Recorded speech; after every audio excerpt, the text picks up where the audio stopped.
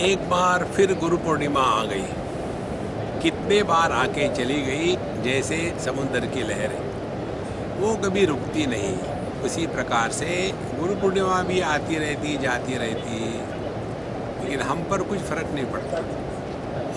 जैसे लहरें उठ के समुद्र में मिट जाती है, उसी प्रकार से जब हमारा गुरु के उपदेश से मैं मिट जाता है, तब हमने गुरु पूर्णिमा यथार्थ में मनाई है। इसके लिए अनेक प्रकार साधु संतों ने बताए। एक प्रकार तो ये है, दो प्रकार के गुरु हैं, ऐसा सोचें। एक वो है जो हमारे सामने समस्या निर्माण करके हमको समस्या से सीखने के लिए बताते हैं। दूसरे गुरु वो है जो हमको चिंतन के मार्ग में लगा करके अपने आप को सीखने को बताते हैं। देखो, गुरु पूर्णिमा में गुरु का महत्व नहीं होता, गुरु पूर्णिमा में महत्व होता है शिष्य का। क्योंकि गुरु भले कितना बतावे, शिष्य यदि बदलने को तैयार नहीं तो गुरु पूर्णिमा असफल हो गई। और यदि शिष्य बदलने को तैयार है, चाहे गुरु ने उसको झिटकारा हो तो कोई फर्क नहीं पड़ता। जैसे एकलव्य को द्रोणाचार्य जी ने तिरस्कृत किया था कि मैं तुमको शिष्य के रूप में लेने को तैयार नहीं हूँ, लेकिन एकलव्य सब कुछ सीख गया। तो गुरु कौन सा है?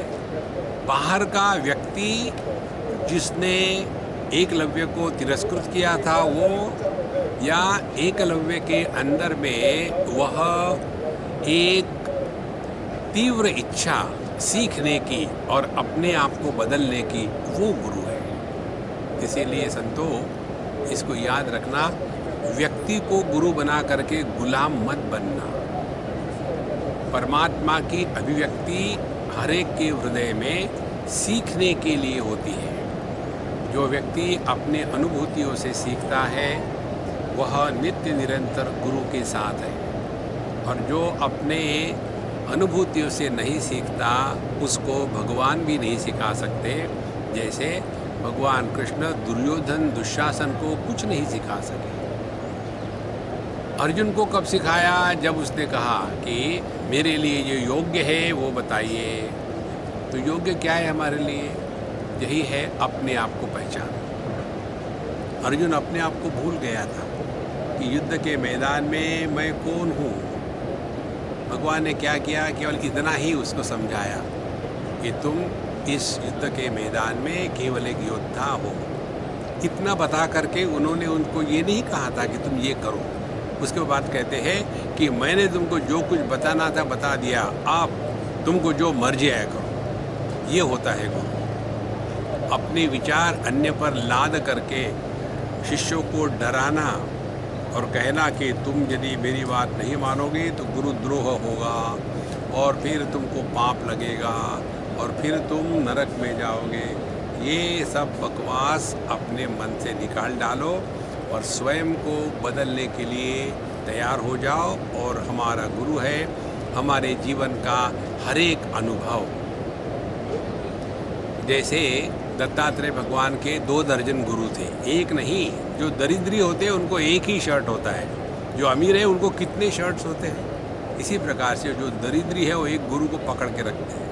अरे भैया, वही परमात्मा हमारे जीवन में गुरु के रूप में ही आता है यदि हम सीखने को तैयार हैं। तो जब पंचमहाभूत गुरु बनते हैं या एक कोई पक्षी गुरु बनता है, अजगर गुरु बनता है, तो क्या उन्होंने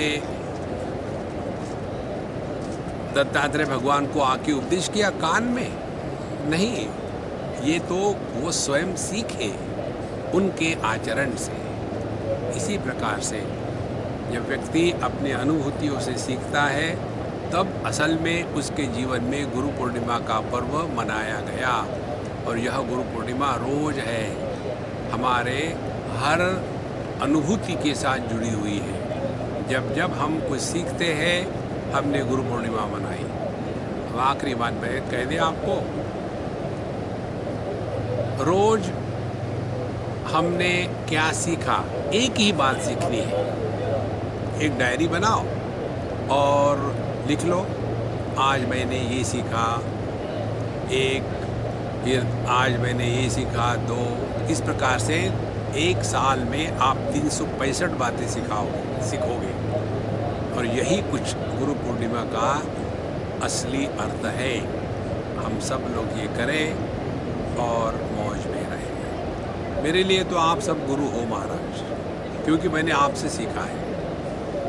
आप संसार में बिजी रहते हो, फिर भी समय निकाल करके हम जैसे फुल टाइमर के लिए टाइम निकालते हो, और हमारे जैसे फुल टाइमर आपसे बहुत चीज़ों का एक्सपेक्ट करते हैं। हम यदि फुल टाइमर हैं तो हमको क्या कठिनाई होनी चाहिए, लेकिन देखेंगे ये बाबा जी लोगों की डिमांड बहुत होती है।